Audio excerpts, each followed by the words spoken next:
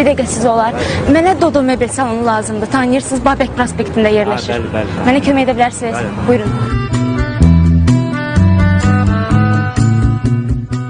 Qardaş, maşınım budur.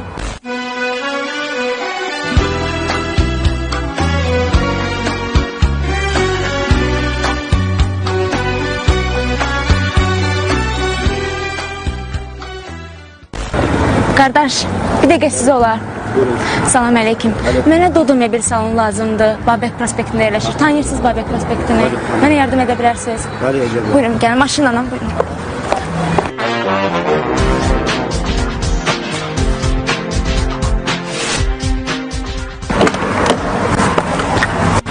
Gəlin, eləşin, atamdır, buyurun, gəlin.